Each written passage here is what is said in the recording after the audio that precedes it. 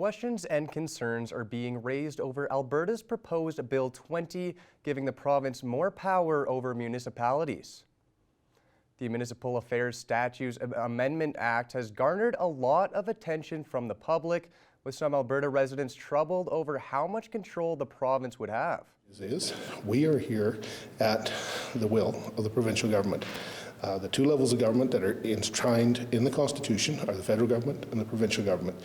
We are here at the will of the provincial government, both in Saskatchewan and Alberta. If the ministers decided tomorrow that they were going to dissolve the municipalities, I guess I'd be out of a job and looking for work. The changes won't be as drastic as that. However, if the bill is passed, the provincial government would be given the power to fire councillors and overturn bylaws. Certainly surprised all of us that they took the direction they did after some of the information that had been fed back to them. There's, again, always three sides to every story, so I think that the province will have more to say. I'm sure that you'll hear more from municipal organizations, because I know Alberta Munis is certainly studying it extensively more to try and make sure we fully understand what the implications are. After the backlash of the bill last Thursday, the bill has since been tabled. Sunday, May 5th is Red Dress Day. It's a day to remember and honor missing and murdered Indigenous women, girls, and Two-Spirit peoples. According to AboriginalAlert.ca, there are many missing. In March, there were 78 missing alerts, 56 of which were missing Aboriginal women and girls. The rest, men and boys. Amnesty International calls it a genocidal crisis. Here in Lloydminster, the Native Friendship Centre is hosting its own awareness and memorial events on Friday. We sat down with an organizer to talk about the day. I am here today with Lori Harris from the Lloydminster Native Friendship Centre, and we are talking about a special event coming up on Friday. It will be Red Dress Day. And Lori, what can you tell me? Red Dress Day has been acknowledged for a few years now, but what's the importance of it? Oh gosh, well, it was Red Dress Day came out of a young woman, young Métis woman, Jamie Black. She in 2010 but an art installation in a museum of all red dresses to just to bring attention to all the murdered, missing women and children. And then it just took off. It sort of, really has taken roots, and, communities across Canada, North America basically celebrate Red Dress Day with many different events. And it's super important because it's still an issue. There's, I think since, brought to our attention, there's still 356 unsolved cases, and 141 of those are in Alberta. So we have a lot going on, and it still needs to be brought to awareness, and people need to still care about the issue. What are some of the root causes that people go missing? That's a good question, and I don't know if I can even really answer that.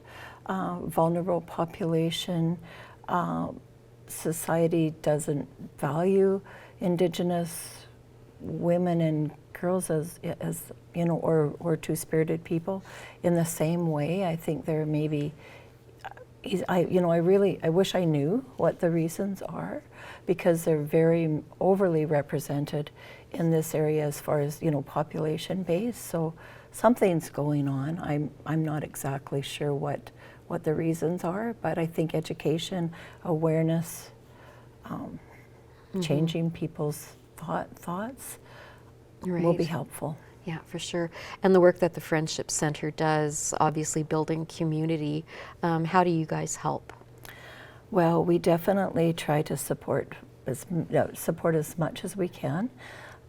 For vulnerable women, we support many ways with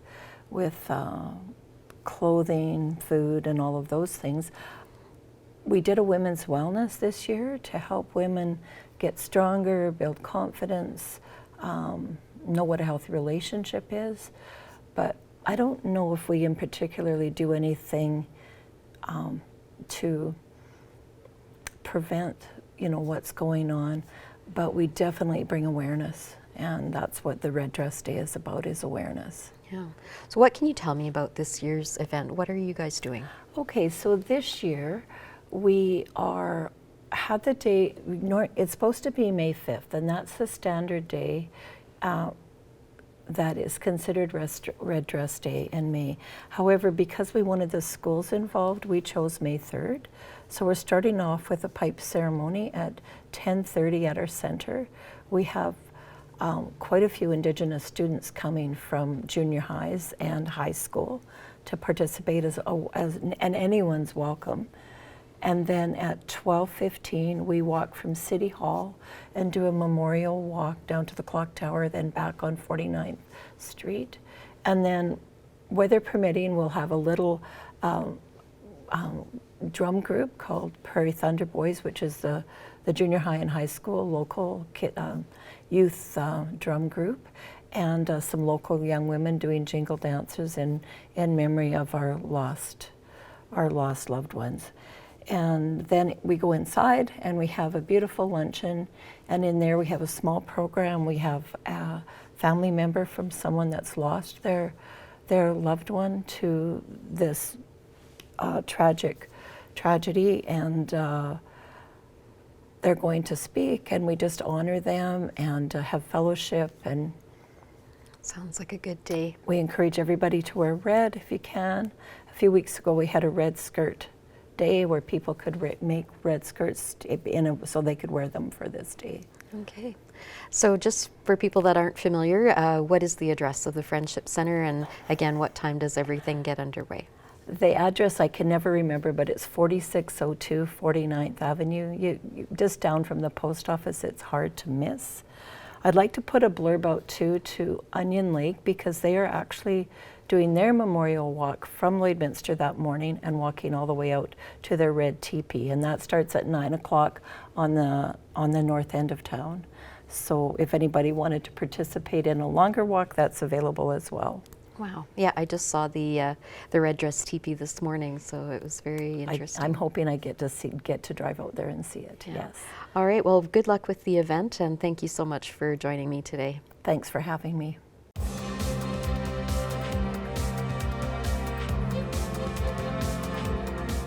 A junior bowler from Lashburn is heading to Ottawa next week to compete in Youth Nationals.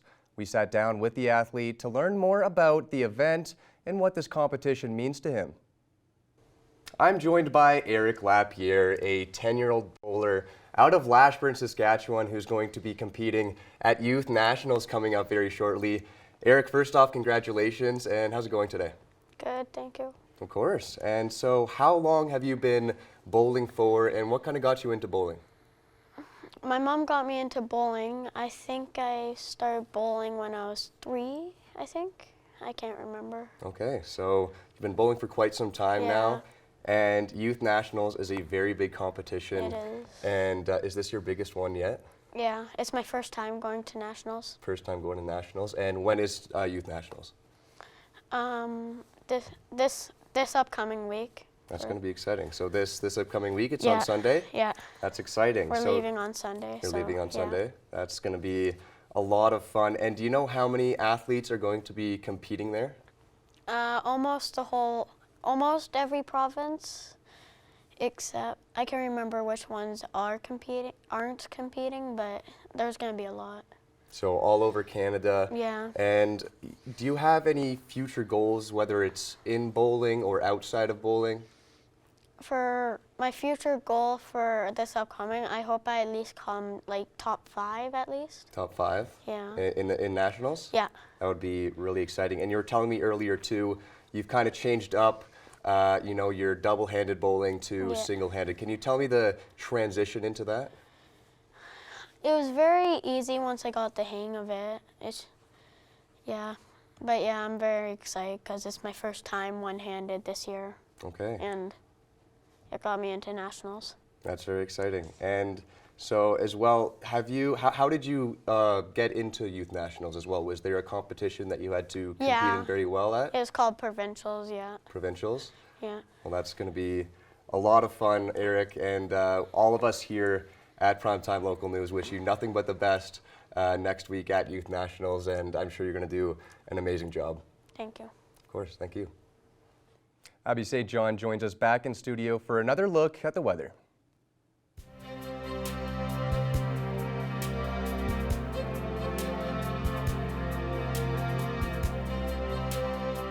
Thanks so much, Kyle. We're currently sitting at 7 degrees. We saw a very overcast, cloudy day out today, and that's going to continue into the evening. We did see some rainfall last night, which is very much needed, of course, and we are expected to have some rainfall this evening as well and into tomorrow, possibly. Current temperatures in Alberta, 2 degrees out in Edmonton and Red Deer, 1 in Rocky Mountain House, Whitecourt and Athabasca, 11 in Cold Lake, 5 in Edson, and 10 out in Jasper and in Saskatchewan. 15 degrees in Meadow Lake, 17 in Prince Albert, and 13 out in Melfort, 12 degrees in North Battleford and Saskatoon. Up north in Saskatchewan, 9 degrees in Uranium City, 11 in Stony Rapids, 10 in Wollaston Lake and South End, 14 in Flin Flon, and 17 in La Loche and Buffalo Narrows. And in Alberta, 7 degrees in Fort Chipewyan, 5 in Fort Mac, 2 in Slave Lake, 13 in High Level, 10 in Peace River, and 9 out in Grand Prairie. Down south in Alberta, 4 degrees out in Calgary and Coronation, 7 in Medicine Hat, 5 in Lethbridge, and 2 out in Banff. And in Saskatchewan, 7 degrees out in Kindersley and Estevan, 6 in Swift Current and Moose Jaw, 10 in Regina, and 15 out in Yorkton. Overnight tonight in North Battleford will drop down to 4 degrees, 92% chance of some precipitation, couple showers this evening, otherwise it will remain quite cloudy. Overnight tonight in Cold Lake will also be 4 degrees. A couple showers this evening as well is predicted, and then later on in the evening the clouds will start to break up. Overnight tonight across the region, 2 degrees in Meadow Lake, Isla Cross, and Paradise Hill, 4 in Bonnyville, and 1 out in Provost. And there is expected showers in Meadow Lake, Bonnyville, and out in Provost this evening, and in Paradise Hill as well. More overnight temperatures and more rain predicted as well. 3 degrees in Murnum, 5 in Pierceland, 2 in Unity and in Wainwright, and 0 out in Calgary. And again, there's heavy chances of some showers this evening in the majority of these areas. In Calgary, there's also predicted some snow mixture as well. 3 to 6 centimeters is predicted to fall or to accumulate this evening. Overnight tonight here in Lloydminster, like I said, we are expected to have some showers this evening, like we saw yesterday as well. And our temperature will be at 4 degrees this evening, so we'll be cooler out, as similar to what we saw last night. 17-kilometer-per-hour winds as well, so the wind will pick up as the evening goes on. And then tomorrow, a daytime high of 10 degrees and a low of 1, 40% chance of some sun or some showers in the evening. But it will be a mix of sun and cloud throughout the day. And then on Thursday, a high of 5 and a low of -3, so things cool off with some afternoon showers as well. Friday, cloudy day with a high of 7 and a low of -2. On Saturday, a mix of sun and cloud with a high of 12 and a low of 0. So it'll start out sunny, and then those clouds will start rolling in as the day goes on. And then things warm up just a little bit on Sunday with a high of 18 and a low of 6, mix of sun and cloud as well. On Monday, there is another chance of some showers, again with a high of 16 and a low of 6. And then on Tuesday, a high of 16 as well with a low of 3. So things will start to warm up as we head into next week, but we will have some cooler days this week to look forward to as well. That is a final look at your evening weather forecast. We'll have more news coming up after the break.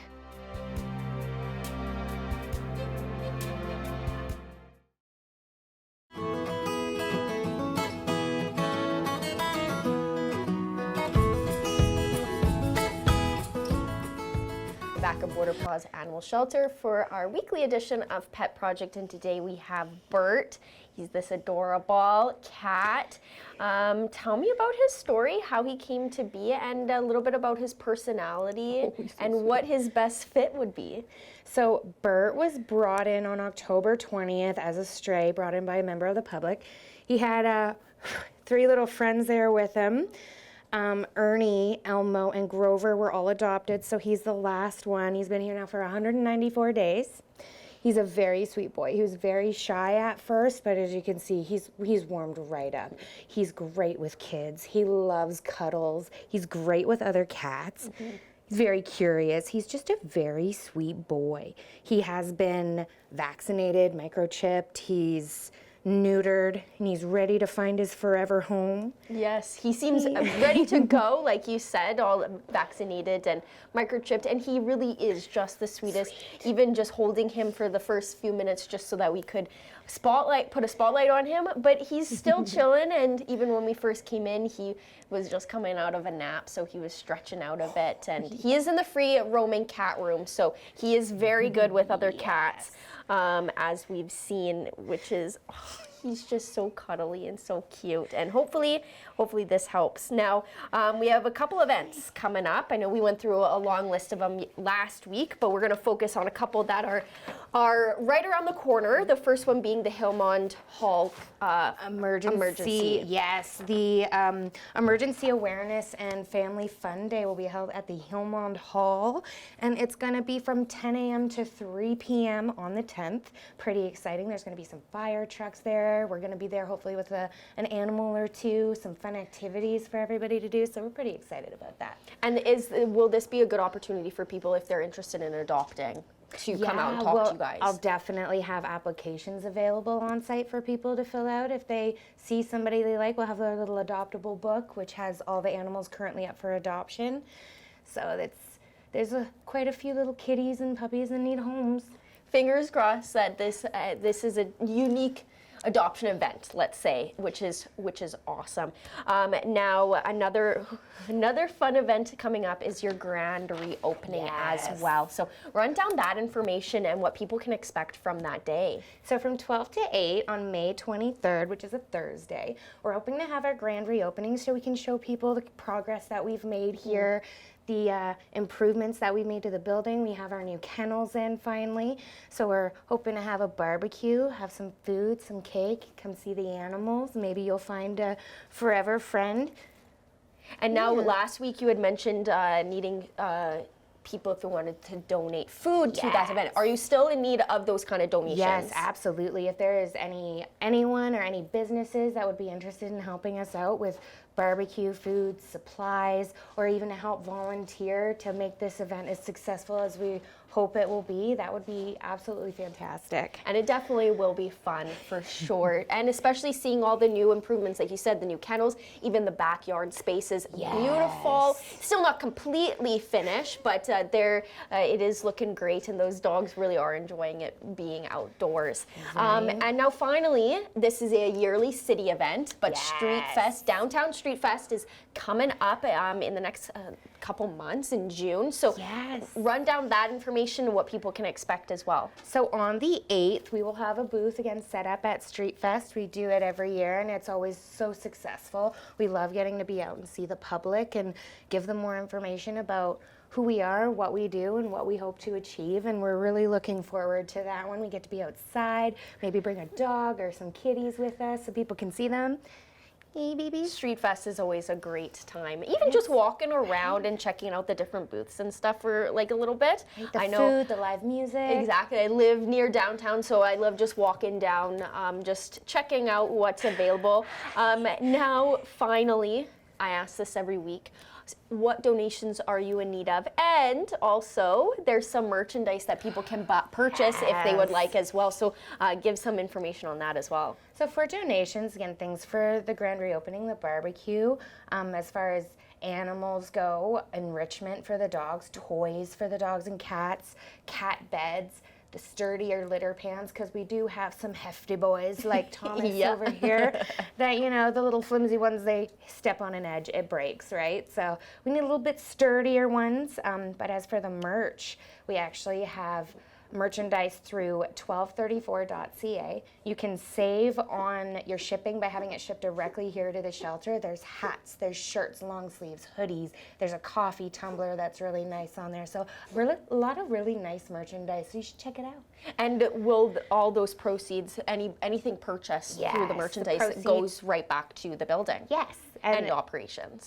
And we, you know, as a nonprofit, we do rely heavily on the donations of people in town and businesses and stuff, and we're so thankful for that. So thank you, and we hope that we can continue to do the work that we do here. Yes, for sure. And the merchandise is also a really fun way to raise money as well. And you can purchase it at any time, really. So that's awesome. Well, thank you so much again for joining me. And Bert, he was a fantastic guest, and he will definitely make family very, very happy. He loves this water fountain.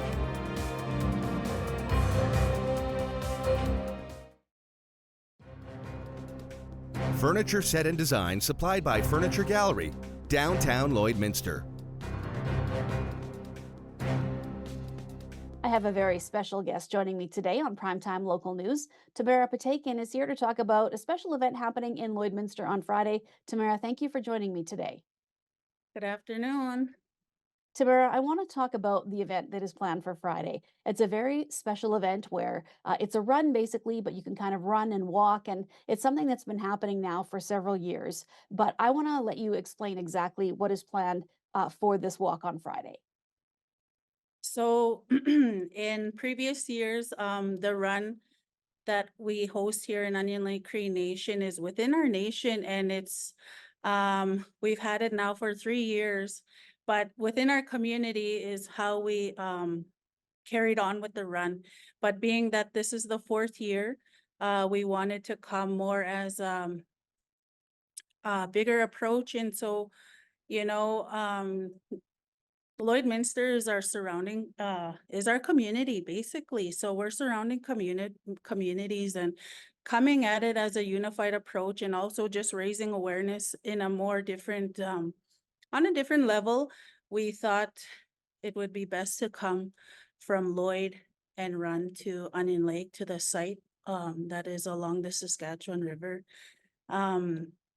We invited the other schools within our surrounding communities and Lloydminster. So we have some of the high schools in Lloydminster joining us on Friday.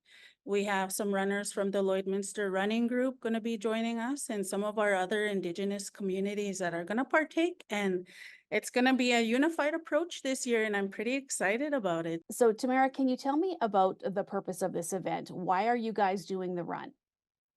So when we first started our initial run, I was a career guidance counselor in Eagleview when it was our high school at the time.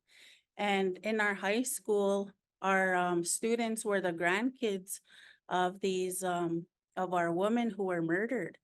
And May 5th was coming around, and I knew we needed to support them. And I was trying to figure out like how we can support them. So we organized a run within just our school. And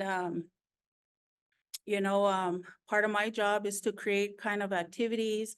I've always been a coach, and I wanted to do something for our students who were, I felt like didn't have a voice or needed more support. And this was our way of our high school showing support and also raising awareness. I've been a part of a run for late Darlene Bose Muskego, who was murdered from Onion Lake Cree Nation. And participating in a run like that, it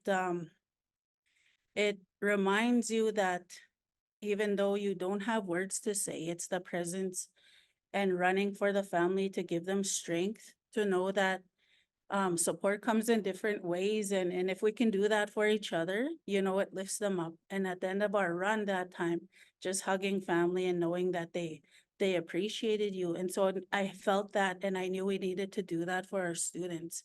So when we had our first year of the run, our gym was full. We had a lot of community members. We had ladies coming. And that's when I knew, okay, we needed something. We needed something in our community. And so the second year we were planning the run, there was myself, Howard Whitstone, Dunlop Muskego, who were thinking, okay, what would it look like if Onion Lake Cree Nation had a site? And so that's how the Red Teepee came to be where it is today. And we followed proper protocols, which is ceremony for the blessings for the site, for the movement and to continue to guide us in ways that work for our people, for Onion Lake, and for our surrounding communities who visit our site.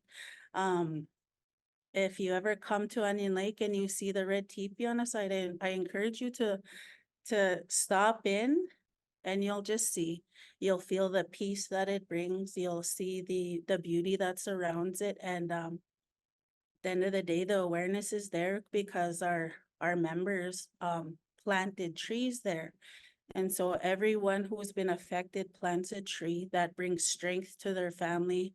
It also raises awareness for people who do visit, and it's a connection. It's a connection to the site for them to be welcomed, to know that Onion Lake Cree Nation didn't forget, and that we stand together. And sometimes, people heal differently.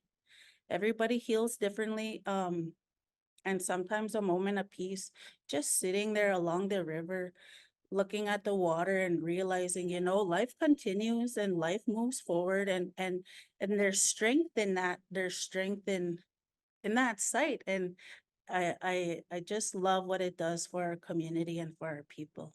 So Tamara, on Friday morning, if anybody wants to take part, can you tell me where they meet and also what's planned for there? Yes, okay, so the run's gonna start at 9 o'clock in the morning, Friday, on Highway 17th. I think we'll just turn into that little approach there, and we need to start our run with prayer. And so we'll be praying over the runners who are going to be participating. During the run, they'll be carrying our eagle feather that was blessed for this run, for the movement. And it's just also a reminder to our runners who they're running for, why they're running, and to keep that in mind while they're running. We're going to be having the RCMP escorting our runners just to ensure the safety of the run. We're going to have Red Rum Motorcycle Club escorting us as well. And so it's just nice to also have that presence known and that support. It's anybody can come. And the way it's going to work is you're going to be running not the whole leg, it'll be in sections. And so if you're not a runner, but you'd like to help participate, you're more than welcome to.